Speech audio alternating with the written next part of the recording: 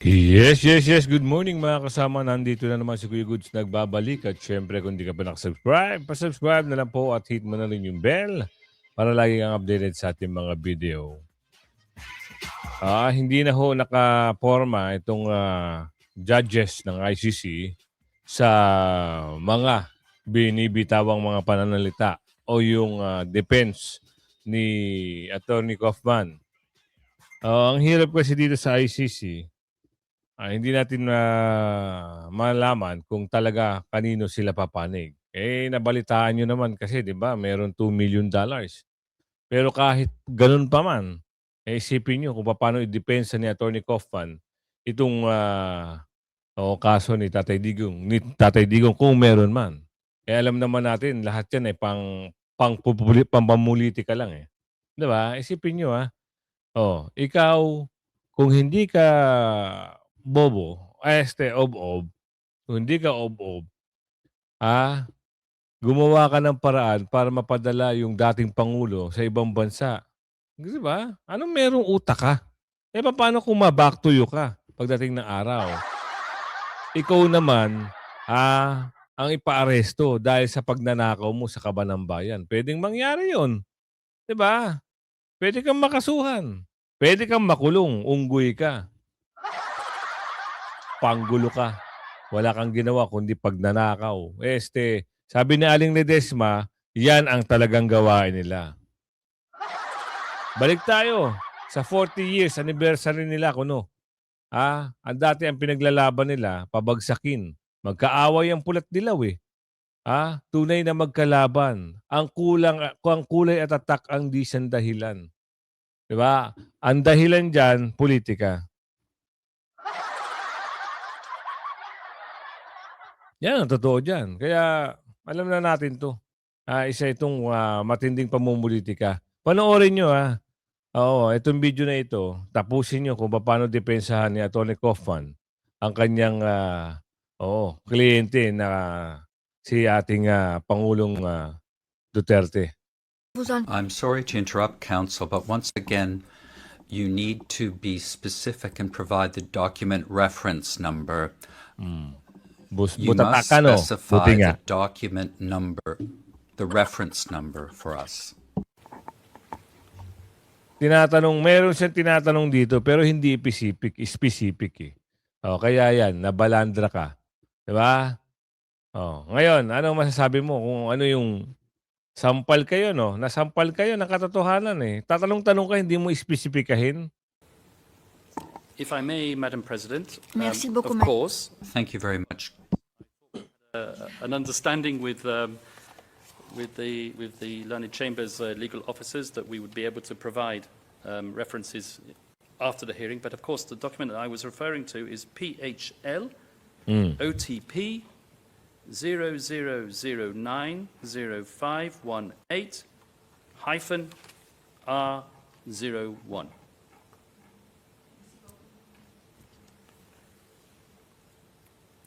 So, Madam President, Your Honours, taken together, the manual, the public clarifications by police leadership, the state's position before the highest court in the Philippines, and even the prosecution's own corroborative witness testimony, all of this material demonstrates a coherent and consistent understanding that neutralization was articulated as lawful incapacitation through arrest and related measures, not as a policy of killing. Tama. And if the prosecution's case for the common plan in counts 2 and 3 is based on Command Circular number 16 of 2016, we might as well pack up and go home because Mr. Duterte is simply not guilty. However, for the sake of completeness, I continue. The fifth indicator of a common criminal plan, as alleged by the prosecution in paragraph 28 of the pre-confirmation brief appears to be the concerted broadcasting of inflammatory speech.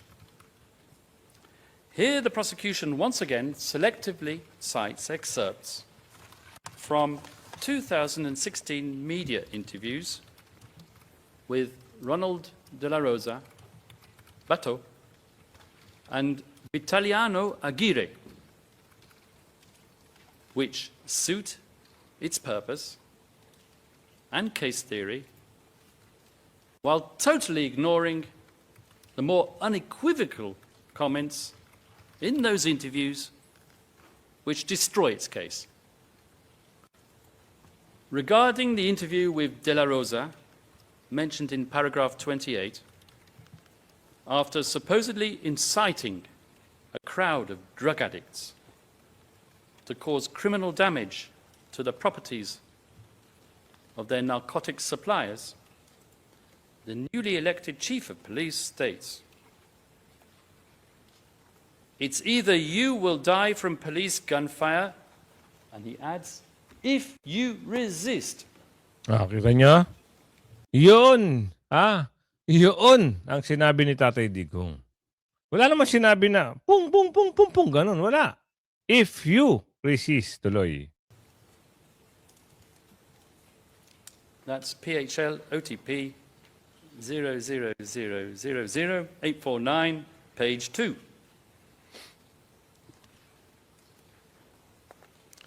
Likewise, with the comments in an Al Jazeera interview, PHL OTP 00090340, comments attributed to Aguirre, from which the prosecution imputes criminality to Rodrigo Duterte by citing Aguirre's comment that the administration's policy was to stop crime and kill drug lords. Such throwaway comments reflect on Aguirre alone. And God forbid we're not alleging that Aguirre did anything wrong. Especially when, in the very same Al Jazeera interview, Aguirre states, not once, but twice, that the policy of Duterte himself was for the police to use lethal force only in self-defense. Yun naman pala. Bakit? Binigyan pa ng kulay. At dinala pa sa ICC nitong mga, nako, takot kayo mabalikan sa 2028 kaya ginawa nyo ng ganyang ano. Lalo na ito si Aso. Diba? Paaso-aso na naman. Ano meron dito? Aligasyon ni Defensor bahagi ng dirty tricks para mistrial ng ICC case. Uy, Unggoy, ikaw lang nagsabi niyan. Ang taong bayan alam walang kasalanan ng mga Duterte. Nagbabatuhan naman ng akusasyon si former Senator Sonny Trillanes at dating Congressman Mike Defensor. Tingin ni Trillanes, si Defensor ang nasa likod ng mga dati umanong Marines. Pero ang hamon ng dating kongresista, maglabas ng pruweba. Narito ang agenda report ni Hannah T. Kailangan ni dating Congressman Mike Defensor si former Senator Sonny Trillanes na maglabas ng ebidensya kasunod ng claim nito na may lead daw na nakuha ang kampo ng dating senador na posibleng isa siya sa may pakana na naging presscon ng mga umano'y dating Marino. Doon inilantad ang di umano'y cash deliveries patungkol sa kaso ni dating Pangulong Rodrigo Duterte sa ICC. Sila raw ay nooy mga bata ni resigned Congressman Zaldico. Na-trace namin itong si Mike Defensor kung na yung isang kotse na ginamit ng mga nag-presscon ay naka-register sa kanyang pamilya. Tapos meron pa kaming ibang kinukuhang leads. Para kay Trillanes, isa ito sa dirty tricks para sa mistrial ng Crimes Against Humanity case ni FPRRD. Nakita mo siya, pag siya gumagawa ng dirty tricks, yung mga tao na ginagawa niya ng issue, wala man lang komento. Diba? Bakit kaya masyadong, yung pigsaba ay pumutok na? Masyado nang naaaray. O kaya takot na takot, di ba sabi niya nga noon. Pag hindi raw si BP Sara na-impeach ng 2026 at hindi natanggal sa pwesto, wala na, finish na. Ganun sila katakot kay BP Sara. Alam niyo si BP Sara, oo, nanununtok yan ng sheriff. Baka makasuntok din yan ng isang ex-senator. Sa ganyan bang ginagawa di ba? Isipin nyo Matapang yan si BP Sara. Kaya lang siya napaluha nung nakaraang araw. Kasi sa galak at tuwa. Mantakin nyo ba talagang pangalan ng Duterte ang sinisigaw sa Iligan? Kahit saan man siya magpunta talagang makikitaan mo na gustong-gusto siya ng taong bayan. Pero nagtataka tayo, bakit yung Pangulo, kahit saan umikot, parang nilalayuan ng taong bayan? Bakit kaya? Di ba? Isipin nyo yun, ang laki ng pagkakaiba. O, kita nyo, lumabas ang katotohanan na talagang si BP Sara lang talaga ang nagdala dito kay Pangulo. Binigyan na kayo ng pagkakataon. Tinaydor nyo pa yung nagbigay ng pagkakataon sa inyo. Hindi nga kayo manalo-nalo.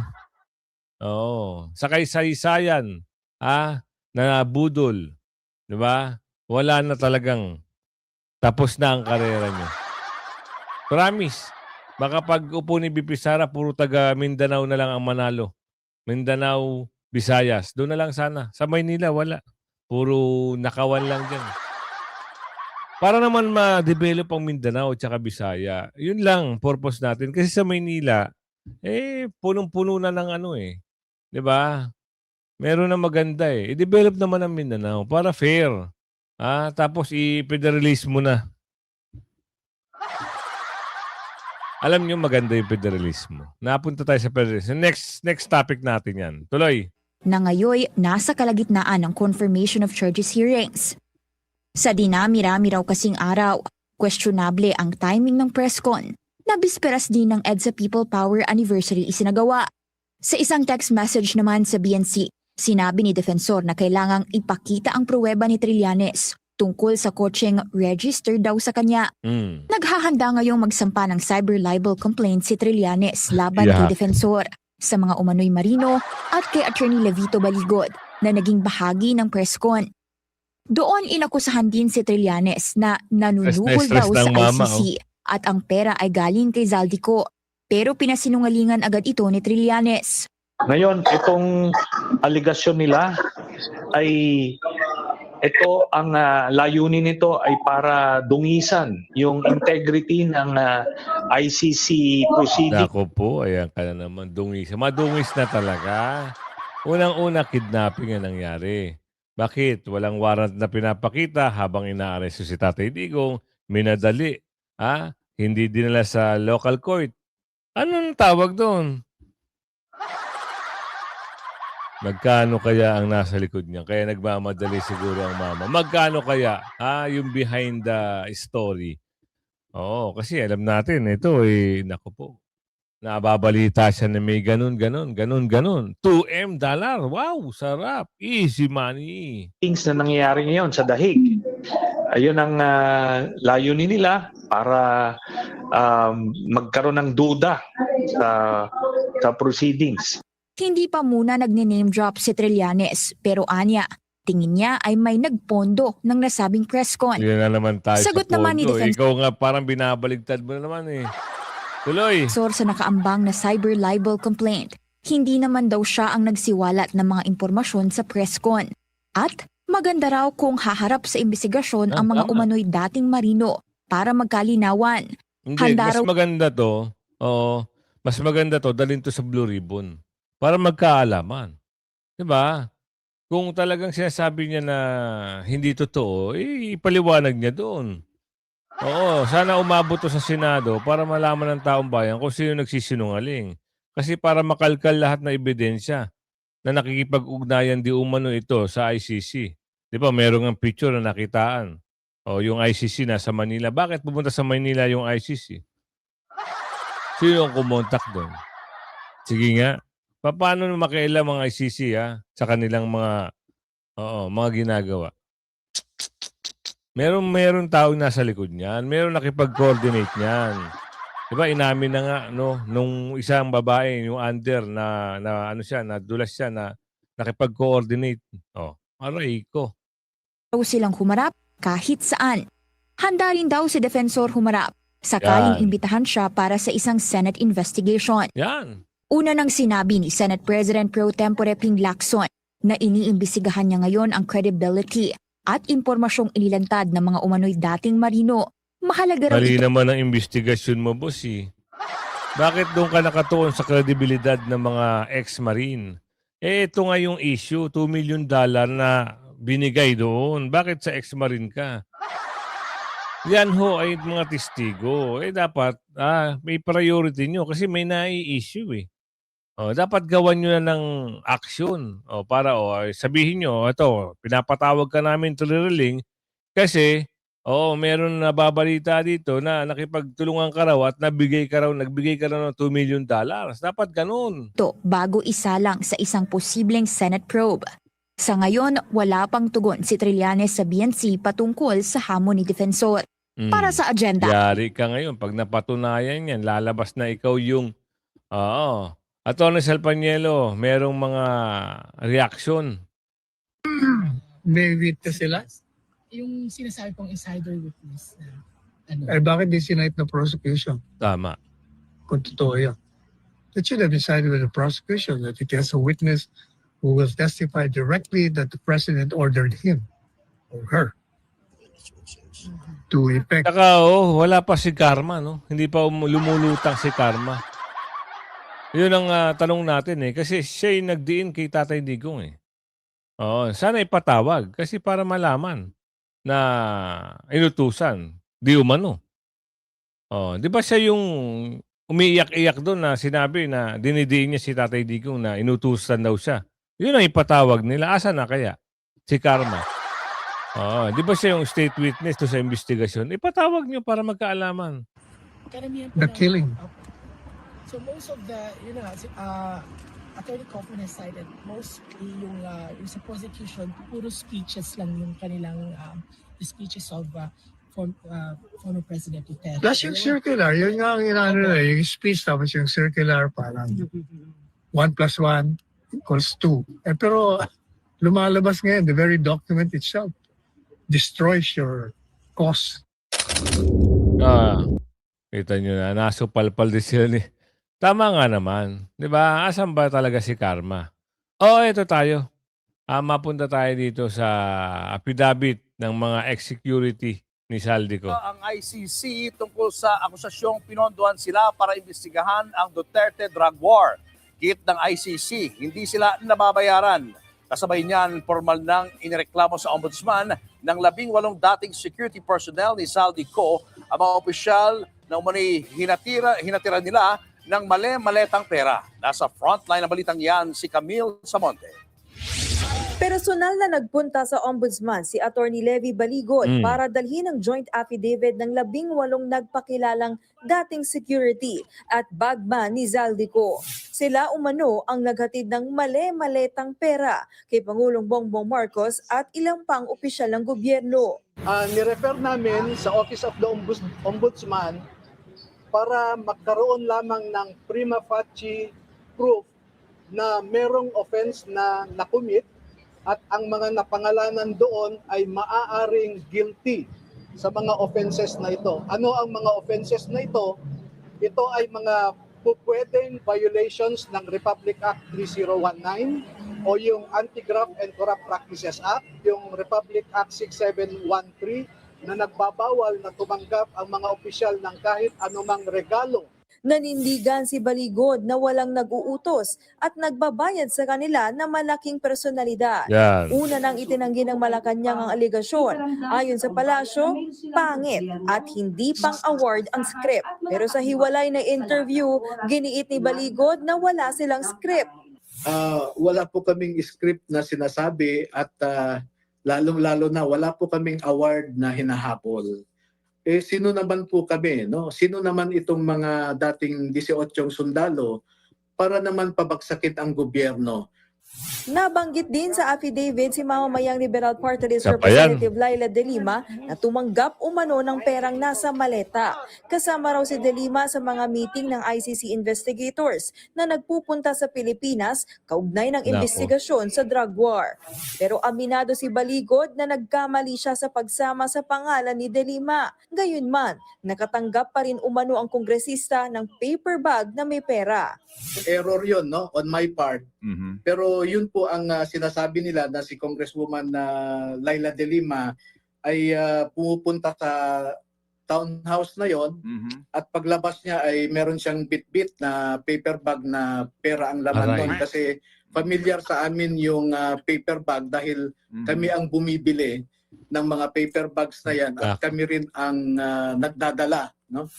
Buwelta ni De Lima, mapamaleta man o paper bag, malinaw na imbento lang ang aligasyon.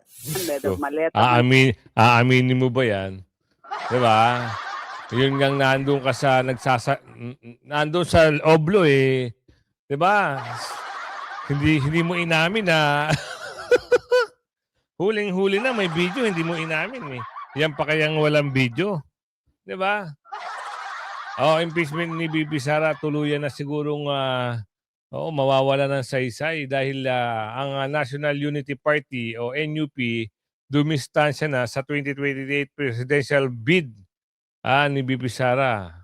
Dumistansya. Baka mabalikan nga sila. Kaya ano ang pahayag dito? Ni VP Sara sa stand nyo ngayon? No, wala. Absolutely not. Wala naman connection yun eh. Alam naman ng lahat, tatakbo na siya. No? So, alam naman na lahat, nasa majority kami ng Congress. No? So, we're not on the same side. So, that has nothing to do with this. This has to do with fair play. It has to do with the process that we're undertaking. We're going to be establishing precedents here. Eh. Alam mo yun? Ang dami ng precedents dito sa mga nangyaring mga impeachment issues over the past 2 years. Supreme Court, Congress, Senate, you know. So I think that we have to provide solid basis and guidelines for future exercises of this nature. So that's why we're being very careful about it. Again, everything has to be based on evidence. Yan dapat. Wala na nga ebidensya, wala kayong may diba? Kaya dumistansya na ito siguro si Manong Puno. Hindi niya siguro matanggap na talagang hindi kakayanin ng pwersa na kahit sino pumirma pa dyan sa impeachment, walang makakapagpalaglag kay BP Sara. Kaya maski ito si Torre, dumidistansya na eh. In-interview siya dito sa Malacanang. Anong sagot niya? Yan sinasabi ko. Pakabait ka ha, boss. Dahil pag upo ni BP Sara, for sure, lahat ng mga sinabi mo at narinig ng taong bayan, baka.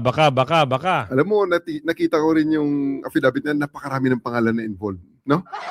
Allow me please to reserve my comments regarding that matter kasi hindi nga natin alam kung yan ay kaya nilang isubstantiate at tataasan nila ng kamay para sila ay mag-subscribe dyan. Baka mamaya at the end of the day, sasabihin, joke only yan eh. Diba? So it's really non-issue right now for me because hindi naman akong bida dyan. Napakarami ng pangalan dyan. Well, you don't know where this is coming from. Most probably, alam ni Attorney Baligo dyan kung saan ang gagaling yan. Pero nasa sa kanya ngayon yan kung ano ang kanyang purpose regarding that matter. Salamat po. Thank you. Dati ang sigasig mo, mama. Boss, amo, manager. Pansin namin. Pag tinanong ka, talagang masigla ka eh. Pansinin nyo rin, di ba? Talagang parang akala niya hindi matatapos ang termino ng kanyang amo. Pero ngayon, yung survey pa lang mula Apari hanggang Hulo. Wag nyo na isama yung Panort. Kasi sa Panort, wala na. Kalahati na lang yung nandyan. Mula Apari hanggang Hulo, Duterte. Kung ikaw ay naniniwala, i-hashtag nyo dyan. Duterte sa 2028. Doon tayo Doon tayo maniwala. Dahil yun naman talaga ang nakatala sa universe. Babaeng presidente ang uupo. Ngayon, mabalik tayo dito sa usapin na sino ba ang pinakamalakas pagdating sa inyo sa 2028. Ako naniniwala ako, hindi lang sa mga lumalabas na survey, noon pa. Noong dapat siya ang tatakbong presidente na nagpaubaya siya. Talaga nagpaubaya siya eh. O, akala naman natin maitutuloy ni Bongit Ngek itong bill ni Tatay Digong. Yung mga proyekto na subway, hanggang ngayon ho, nakatenga po ata, di pa tayo sure. Pero ang sabi, nabalita na yan, parang yung pondo nun, ay nako, 2022, 3, 4, 5, 6. Di sana tapos na yun. Pero wala eh. Diba? Anong inang ginawa? Hindi natin alam. Kaya malalaman natin yan kung matatapos ba within 10 years yan. Matatapos ba? Alam nyo, malaking bagay yun pagdating sa traffic, di ba? O kaya ikaw ay pupunta ng ibang bansa at natatraffic ka, o diretso airport na ho yun eh. Kaso wala tayong magagawa eh. Anong ginawa nila? Baka pinaglaruan din yung pondo. Pinirmahan na ng anti-dynasty loan. Ako, wala yan. Takot lang nila yan para akala mo talagang totoo yung mga ginagawa nila, no? Anti-dynasty. Ilan nga kayo mga magkakamag-anak nagsisitakbuhan? Alos ayaw nyong, di ba? Takot lang sila sa mga Duterte kasi sa Duterte, ando si Kong Pulong, si Mayor Baste, o tapos sasabihin na dynasty. Takot kayo kasi pag yan ay tumakbo, lahat kayo, halimbawa mag-tandem, Sara Pulong o Sara Baste, yari sila, di ba? Ganun lang yun, simplihan lang natin. At ito nakakaya yung ICC, ano? Parang ininterrupt si Attorney Kaufman.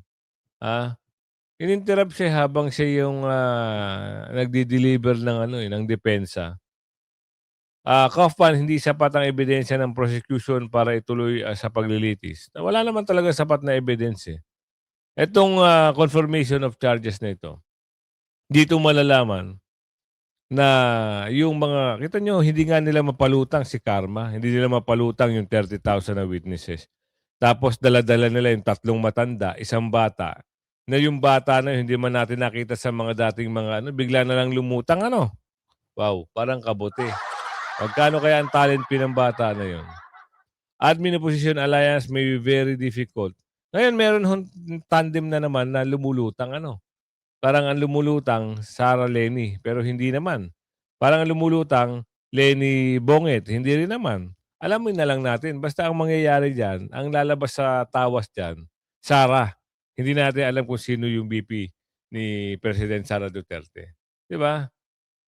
Balik tayo dito sa interview kay pagdi-deliver ng defense. To give the chamber at the conclusion of the hearing the full ID numbers of everything that I've talked about.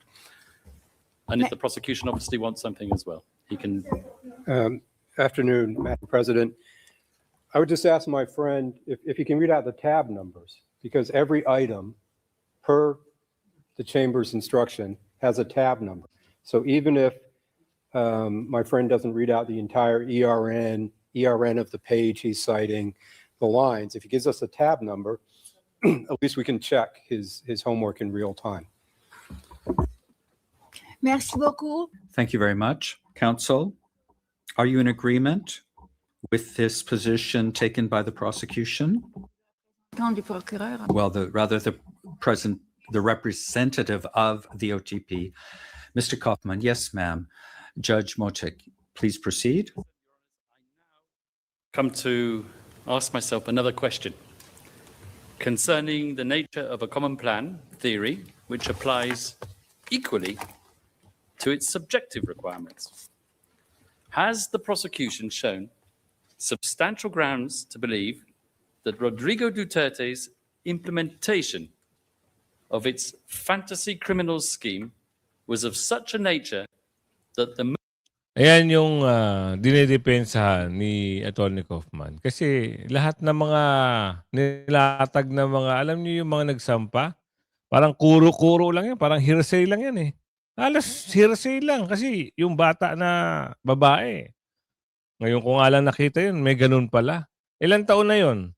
Tapos nung sinasabi niya 2017 daw yung brother niya ay, di ba, natay gay. Ilang taon lang siya. Tapos magdadrama, Wow. How much yarn? Pati yung matanda na nakita mo na, aray ko, Diyos ko po. Ang sarap talaga kumita, ano? Ang sarap pa makapag-travel abroad. Free lodging and accommodation. Free lodging and accommodation. Free na ho, may bayad pa. Wow. Yun, di ba? Ikaw na. Sa bagay, ganun talaga eh.